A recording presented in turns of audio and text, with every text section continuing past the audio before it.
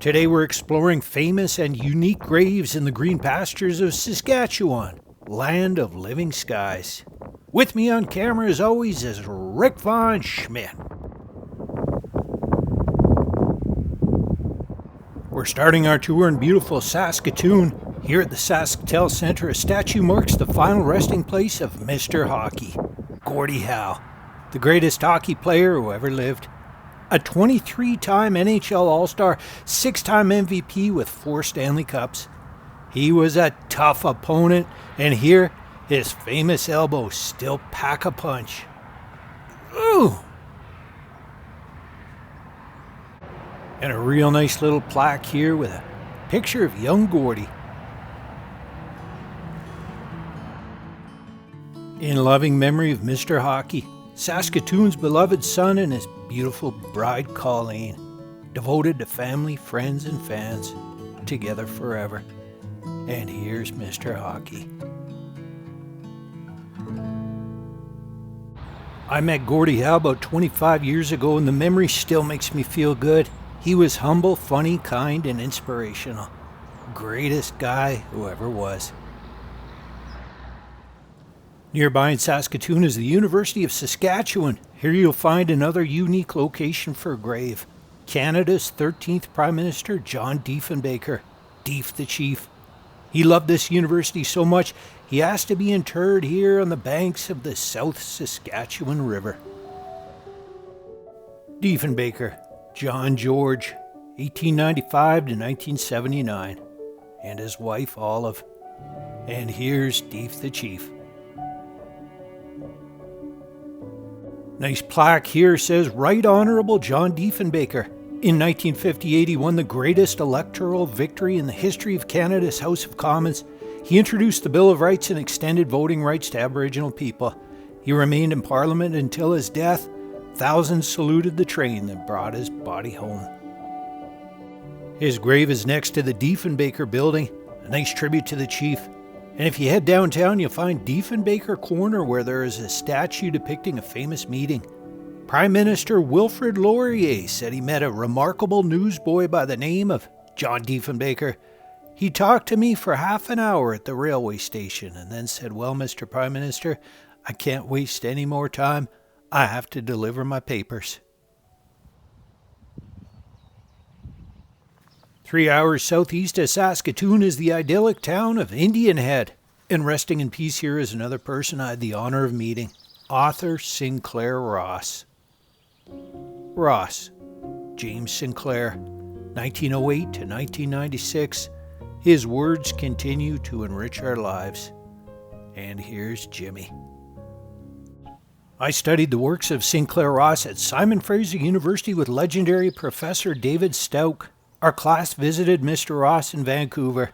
He was an absolute delight. Soon after, I attended his celebration of life. Sinclair Ross graduated from Indian Head High School and served in the Canadian Army in England during World War II.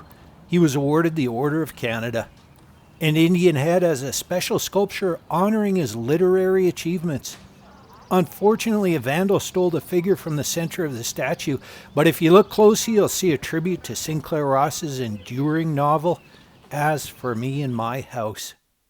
The great author is also revered here at the phenomenal Indian Head Museum, where you can find his books in the research library.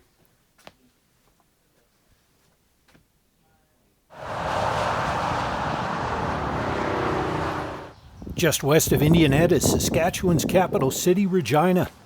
Our first stop in Regina's beautiful Riverside Memorial Park Cemetery is the final resting place of a man whose name alone propelled him to international fame. Richard Dick Assman, 1934 to 2016, a friend to many. And here's Dick. Dick worked at a gas station, and someone sent his newspaper ad to David Letterman, who made Dick a nightly feature on his show. Tony Orlando sang a musical tribute to him, and Joe Namath declared himself an ass maniac. With Dick's fame came countless marriage proposals. Since then, others have claimed to be the ass man, but Dick is, and will always be, the Assman. A short walk down the lane, we find the final resting place of Canadian Football League legend, Cal Murphy. In loving memory of Cal Clarence P. Murphy, 1932 to 2012, forever in our hearts. And here's Cal. As a coach and general manager, Cal led several teams to Grey Cup victories. Famous for his cantankerous personality, Cal was an outspoken opponent of CFL expansion into the U.S. A member of the CFL Hall of Fame, Cal was a scout for the Super Bowl champion Indianapolis Colts at the time of his untimely passing. Close by is the grave of another sporting great from Saskatchewan. Sandra Schmirler, 1963 to 2000, wife, mother, friend, champion. And the Olympic rings in the center there as a tribute to her gold medal victory in curling at the 1998 Nagano Olympics. And here's Schmirler the Curler. Sandra captured 3 Canadian curling championships and 3 world curling championships. Cancer took her life when she was just 36. A member of the Canadian Sports Hall of Fame, Sandra was named the 2nd greatest all-time Canadian female curler.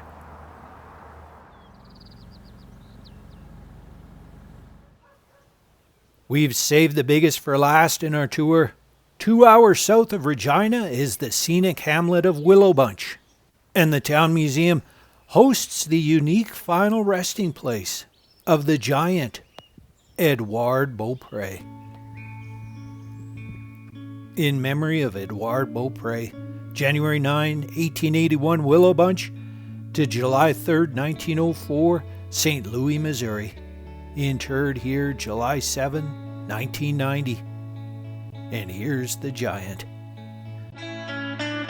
Edouard suffered from an unknown pituitary condition. At age 23, he was 8'3" and 375 pounds. He passed away while working for the Ringling Brothers Circus. His mummified body was displayed at the University of Montreal for over 80 years. His family tried for decades until the university finally released his body. Inside, you'll get a warm welcome from volunteers maintaining the phenomenal museum here with a full exhibit on the Giant. Life-size depictions, his clothes, and even his bed are on display. And lots more amazing history throughout the beautifully maintained historic building. The nice volunteers make the trip a must-see.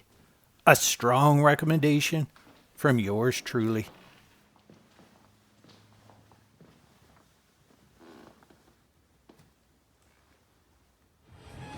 We'll wrap it up today back in Regina at a Saskatchewan Roughriders football game. Shoutouts today to Steve Haynes and Sean Bond. Thank you for watching. Please tap that good subscribe button one time. I'm Jean-Claude Van Couver, and until next time, be good to the other.